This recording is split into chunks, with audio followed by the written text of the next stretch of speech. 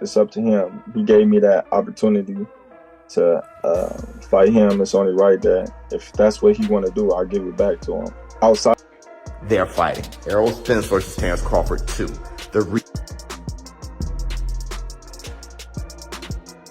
The rematch between Terence Crawford and Errol Spence Jr. is heating up, and this time it's personal. Their first clash in July 2023 was expected to be a tightly contested showdown between two elite fighters. Instead, Crawford delivered a masterclass, dominating Spence from start to finish. He dropped Spence 3 times and stopped him in the 9th round, making history as the first undisputed welterweight champion of the 4-belt era. It happened. I mean, why not? If Crawford want to challenge himself to be great, let him try to be great. So you know what I'm saying, I'm with it. So I'll be going for Bud. If he fight Canelo, I'll be going for him. Now, with both men having moved up to 154 pounds, the rivalry is far from over. Rumblings of a rematch are gaining traction, and the tension is already building. Crawford and Spence have started trading verbal jabs once again, setting the stage for another explosive encounter. Exercised his immediate rematch clause? I don't know if it's gonna be at 54 or 47, but I'm sure he's probably gonna push the weight up. But there's not gonna be no change in the decision. The performance still is gonna be the same. Might be even a little bit better. So he might want to watch out before he activates the. Errol Spence Jr. is on a mission for redemption. He's been candid about what went wrong in their first meeting and is determined to make sure history doesn't repeat itself. In recent interviews, Spence has emphasized that he's training harder, fixing his mistakes, and fully believes he can knock Terence Crawford out in the rematch. "I'm putting him down," Spence declared. "I've been focused on correcting what I didn't do right, and this time..." Really good fight. I think nothing to expect, but I picked Crawford. A lot of skill. Power. I think he's really a smart fighter. I think Crawford's gonna do a number on him. Stylistically, he's more diverse.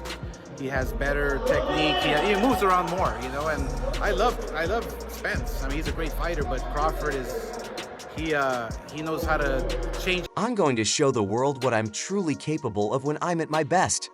But Crawford isn't fazed. If anything, he seems entertained by Spence's renewed confidence, staying cool as ever while the hype for the rematch continues to build. Knock my first, because I don't want us personally. We talking about what we want to see. I don't want to see it because I know what it's gonna look like. The same as it looked last time. No, you don't. Yes, I do. Errol Spence wasn't the same. What was wrong with him? He looked slow. He looked he looked sluggish.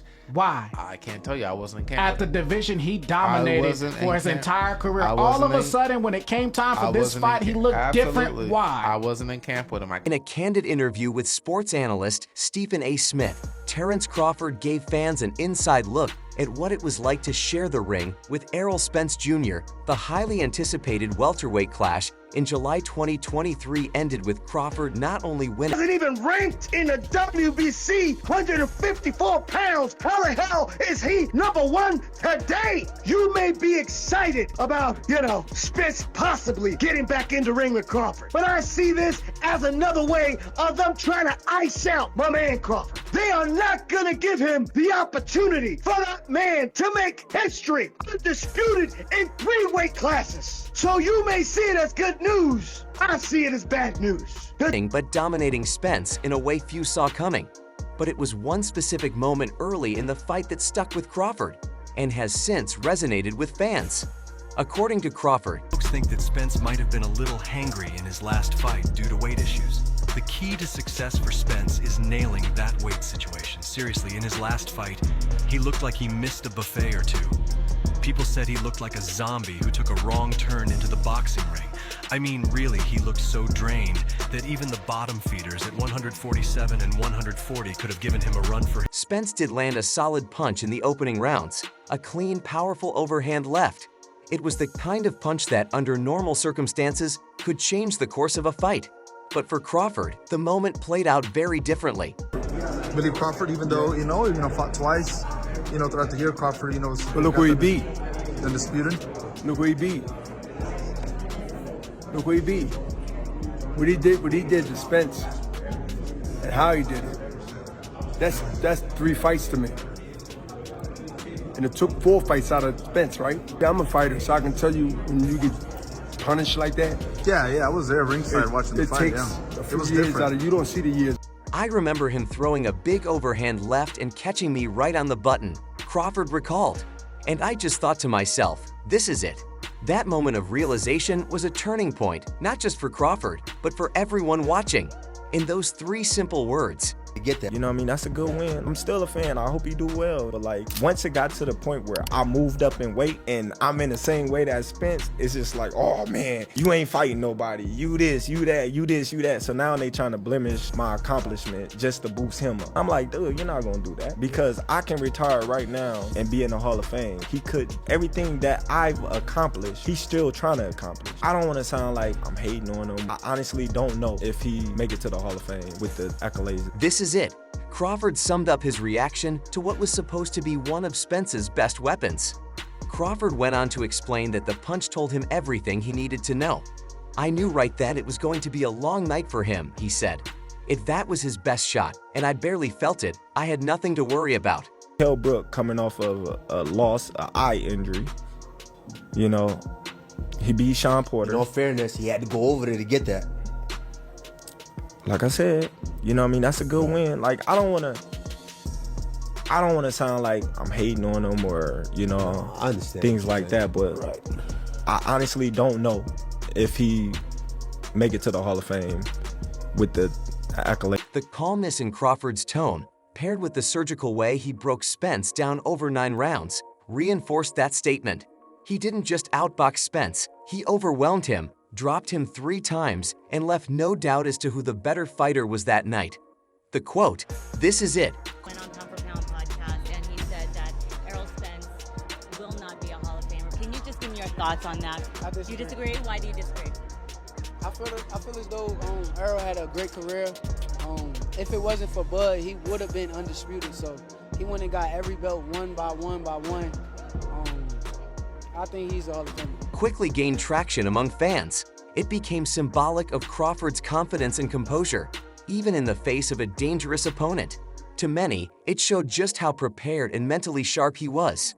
Rather than being rattled by a big shot, Crawford used it to assess Spence's power. His run was long enough, no Diddy, to automatically put him in the Hall of Fame. He was a very good fighter. If there was a Hall of Very Good, he would be going into that. But Hall of Fame, no. If you were in charge of writing the Hall of Fame speech for Errol Spence, and I was in charge of writing a Hall of Fame speech for Bud Crawford, my Hall of Fame speech, listing my credentials, listing my accolades for Bud Crawford, would sound a lot better than your speech for Errol Spence, bro.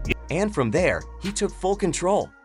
Now, as talk of a rematch heats up, Crawford's message remains crystal clear. Spence doesn't have the power to hurt him. And if Spence can't hurt him, Crawford feels fully confident that he can walk him down again, maybe even more decisively than before. Contract, so it's not if I'm open to it or not, it's, you know, what's in the contract. And Errol gave me an opportunity and a shot at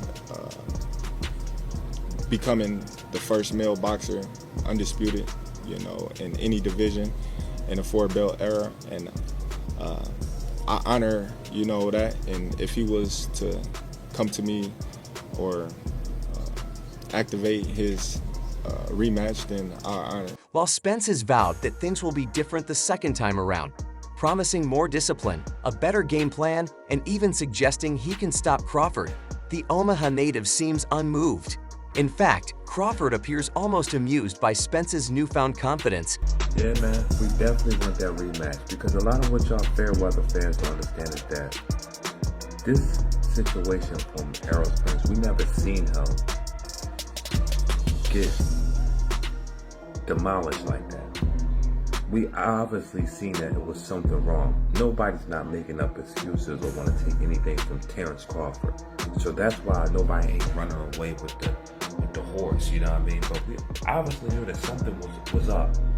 As if he's heard it all before. Heading into the rematch, Crawford's mindset is unchanged. That early punch in the first fight told him everything he needed to know. And until Spence can show him something different, something more, Crawford believes the outcome will be just as one-sided.